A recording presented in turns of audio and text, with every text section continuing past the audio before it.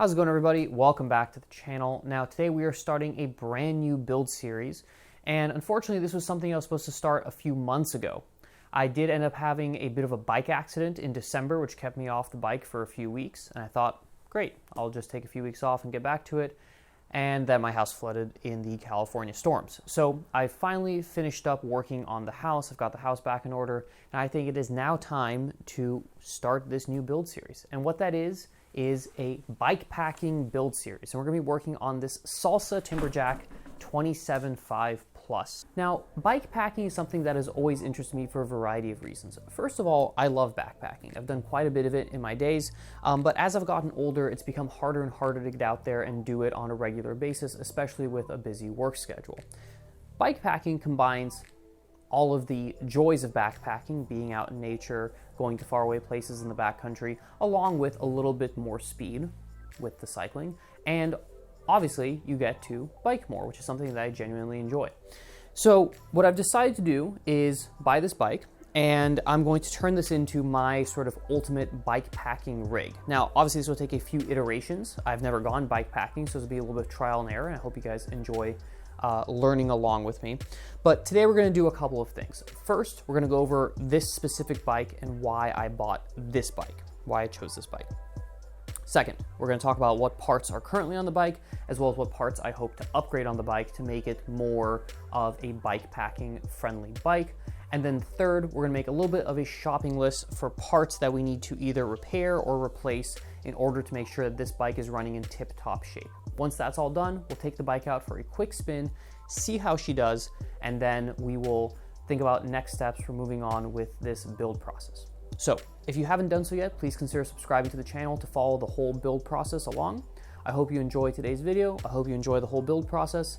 Let's get started. First of all, there's sort of two options when you go bike packing. You can either go with a gravel bike or with a hardtail mountain bike. Now, gravel bikes have the benefit of having a little more triangle space to fit stuff in that triangle, as well as being faster on paved and sort of light gravel sections. Whereas a mountain bike, a hardtail, is going to give you a little bit more ability to go through technical terrain, and it will also be able to, in theory, carry more stuff given that's a little bit of a burlier design, although you do give up that sort of triangle space. But for me, the fact that I'm planning on going places that have a lot more off-road single track trails that I'll be bike packing through made me lean towards a hardtail.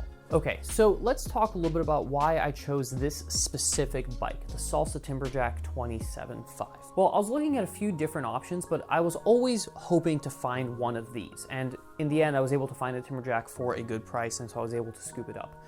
The Timberjack was designed, at least to a degree, as a bike packing bike specifically. Has a lot of frame mounts. It has specific bags made for it by Salsa that fit exactly in the triangle. So I like the fact that it was designed with bike packing in mind. Now, the 27.5, I was a little bit torn between that and the 29. Obviously, I was buying this bike used, not new. I did look at new, but they're hard to find right now. And the 27.5, while being not my favorite, I prefer 29, it still does give you quite a bit of rollover ability, given the fact these are huge plus size tires, and it's going to be a little bit more nimble through sort of tight switchbacks and stuff like that, right? I'm not trying to win any speed contests on this bike, and so if I give up a little bit of, sort of stability and speed, and a little bit of sort of the ability to maintain speed, that's okay. The nice thing about this bike is you can switch it out between 27.5 and 29er wheels, and so that's something that I may do in the future, just to see whether I like the 29 configuration better than the 27.5 configuration. And the third reason why I chose this bike is the components are hard to beat. The components that come stock on this bike. We'll go over them in just a moment here, but this is sort of the middle range build, the SLX build, and even new for the price you would have paid, this is enormous bang for your buck. And I didn't want to spend a ton of money on a bike that will get beat up bike packing. I didn't want to spend a ton of money on a bike that I'd have to upgrade significantly, right, just in order to enjoy it. The stock build on this bike is excellent. The frame is meant for bike packing. It has a lot of ability built into it from the get-go. And all in all, I was very happy to find this bike for the price I got it for. So let's go over some of the components that are on the bike, and we can talk about which ones I plan to keep, which ones I plan to upgrade. So starting off with the drivetrain, we have a 12-speed Shimano SLX 1x12, SLX rear derailleur, SLX shifter, both working great. Crankset is a more base level Shimano crankset. It's below Dior, it's the FC MT610, something along those lines. It's fine, it's a crankset, it works, but it is definitely not SLX level like everything else. Wheels, we have some WTB I-40 wheels, so nice and wide. And these come with WTB Ranger 2.8s on the back and a WTB Vigilante 2.8 on the front. So really nice and wide tires to make up for a little bit of the lack of kind of rollover ability that you go from going from a 29 to a 27.5. Brakes are Shimano MT200s, which are really solid bang for your buck entry-level Shimano brakes. They do a good job for what they are. They're, again, really great bang for your buck, but they might be one of the things I want to replace. Talk about that in a second. This bike is supposed to come with a dropper post, but unfortunately, the guy who sold it to me said that it broke. Here it is. I don't really know how it broke, but the little sort of keeper right here where the cable would fit into is just sheared off. And unfortunately, this is a Trans-X dropper, and Trans-X does not sell this part as a replacement. So I'm gonna have to find a new dropper post because I definitely want a dropper post. He did include the original dropper remote with the post, but I may look for something a little bit better down the road.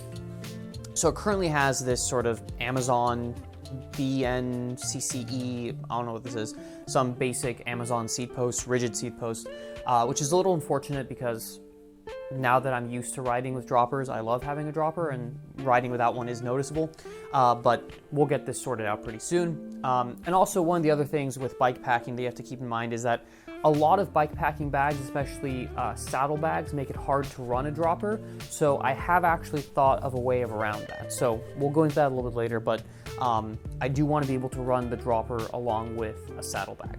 Saddle is a WTB Volt 135, pretty standard kind of stock saddle, nothing wrong with it, works fine for me. Pedals, I have these Time Attack XC6 pedals that I've also put on my Highball. I really love these Time pedals.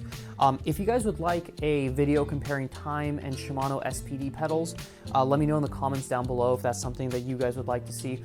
I really think there's an argument for switching from SPDs to these Time pedals. I really have enjoyed them so far. If that's something that would interest you, please let me know down below. Moving over to the front here, fork is a RockShox Recon basic fork.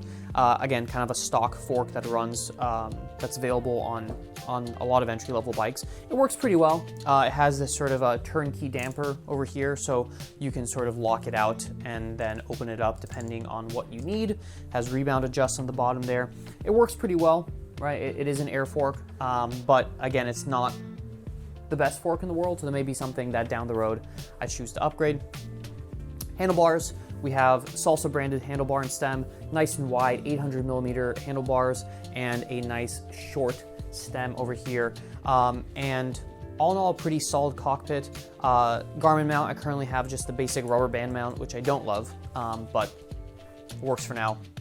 And then, like I said, Shimano brakes, MT200s, SLX shifter here at the front, and that's about it. Okay, so in terms of upgrades, what are we planning to upgrade on this bike? Well, drivetrain I think is perfect the way it is. Shimano SLX, any Shimano 12-speed I think is just excellent. Maybe a little bit of a hot take, but I do believe that Shimano, at least once you go beyond or to kind of SLX, is definitely beats SRAM price for price. Once you get above that to the XT versus the X01 and the XTR versus XX1, I think it's a little bit closer. But I will say entry-level Shimano I think definitely does beat SRAM, SX, NX for sure. And even Dior I think can hold its own against GX pretty well. So I have no reason to change this out. It works great. Crankset is fine. There's really nothing wrong with this crankset. It works perfectly fine. I may switch this out for a 30 tooth. This currently has a 32 tooth chainring, so go down to a 30, just have a little bit more ability on those steep hills, especially when I'm fully loaded down. I guess I could switch this out to a Dior or SLX crankset. It's probably not worth the money, I will say, to just swap out the whole crankset.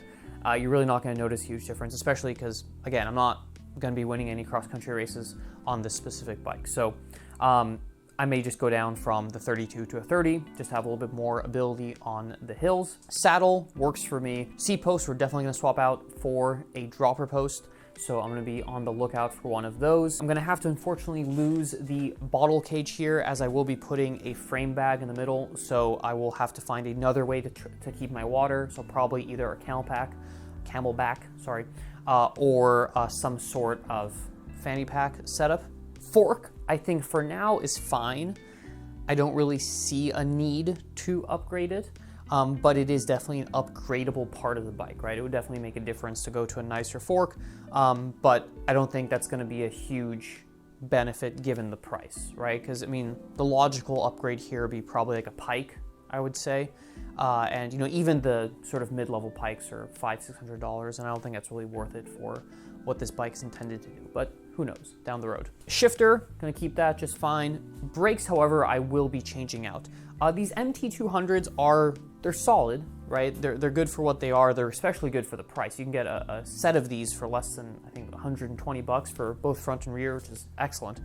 But I don't love the ergonomics of the lever. I feel like they're a little too long. They're kind of a two-finger lever when I really prefer the one-finger ones. And while they have decent stopping power, if I'm loaded up with 20 pounds of gear, I want good stopping power. And so I'm probably gonna stick with Shimano, but I'm gonna look for something a little bit more powerful, maybe Dior 4-piston, maybe SLX.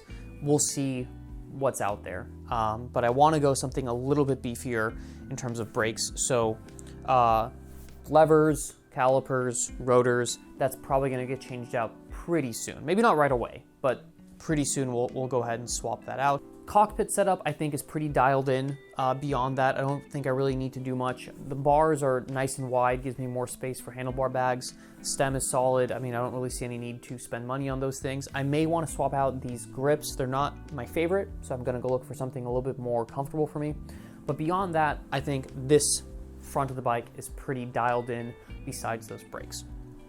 Tires, I have the WTBs, the Vigilantes, and the Rangers. I haven't ridden this enough to really have an opinion on them. You know I love my Kenda boosters that I have on my Highball, and they do make Kenda boosters in 27.5, 2.8 I think, or 2.6, but relatively large sizes, so I may look for those. But for now, I think I'll stick with these, see if I like them. The Rangers are considered to be pretty solid bikepacking tires, so I'll stick with them until I have a reason to switch. All right, so final thing we need to do today is figure out what parts we need to buy in order to get this bike running in tip-top shape. So a little bit of a shopping list here. So first thing, we need a new chain. This chain is rather worn. Using my chain checker, it is worn at both the 0.5 and the 0.75 wear limits, so no real point in trying to save it. Let's get a new one. Cables, whenever I buy a new bike, replace all the cables, right? It's easy for this, it's just one, right? It's just your rear derailleur cable, so swap that out. Brake pads, until I change out these brakes for something else, I'm gonna stick with these MT200s, but the brake pads are rather worn, so let's get some new resin pads for those. Rotors are still in good condition, so I'll keep those. In terms of tires, this Ranger in the back here is rather slick down the middle. The side knobs still have a decent amount of grip left in them, a little bit of life left, but this is basically a slick down the middle. So I'm sure it's definitely not giving me a lot of traction and definitely not a lot of braking traction when I'm going down the fast stuff. So this is gonna get replaced with another WTB Ranger, so add that to the list. So that should take care of it, right? New chain, new rear derailleur cable, new brake pads, and new rear tire should get this bike running nice and smoothly for our first few rides. And then as we get more accustomed to the bike, we get more used to it, we can go ahead and start to figure out what upgrades we want to do.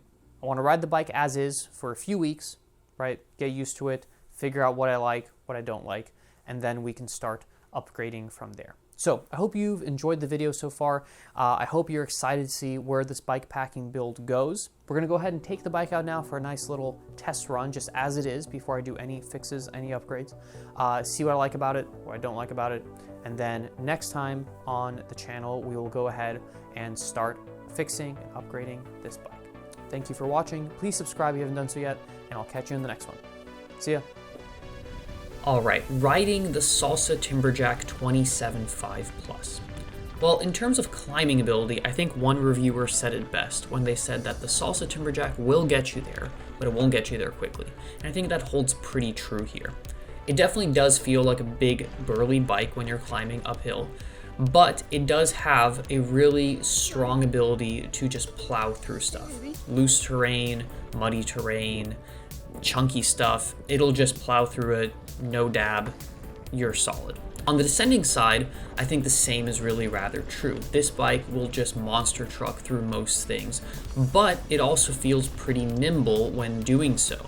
I felt like any sort of rocks, roots, loose stuff, I could just go through without really worrying about whether the bike could hold its own. And I also felt like through sharp switchbacks and tight turns, I had the ability to lean the bike over and get around them nice and smoothly. I could also get the bike off the ground pretty easily, which I did not expect given how heavy the bike is, but probably the combination of the geometry along with the smaller wheels makes it a little bit poppier than some of my 29ers.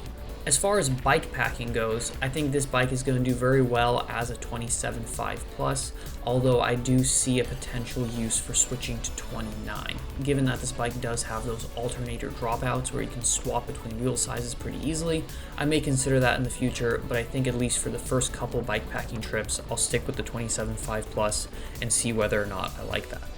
Components all feel really solid on the bike. Like I said, the brakes are good, although I will like something a little bit with more power, so I'm going to be looking for something to upgrade these Shimano MT200s. The fork felt nice and solid. It's really rather supple, but it doesn't feel mushy.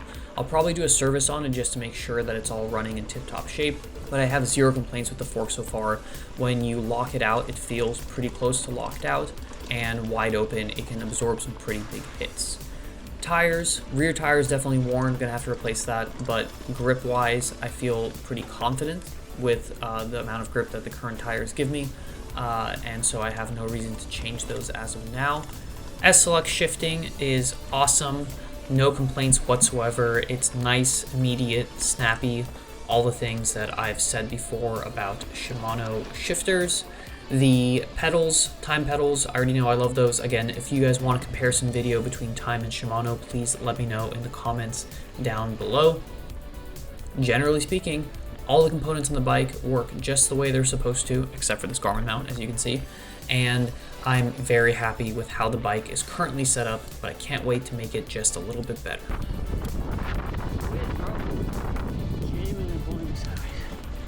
Pay for the weather in California, apparently. But all in all, I have to say that this bike is really rather impressive, and I can't wait to see what it'll turn into. I hope you guys have enjoyed the video. Please continue to follow along with the channel, subscribe if you haven't done so, and I'll catch you on the next one when we start fixing all the necessary components of the bike, and then we start upgrading the bike so that we can go ahead and take it on our first bike packing trip in the near future. Catch you all in the next one. Thank you for watching.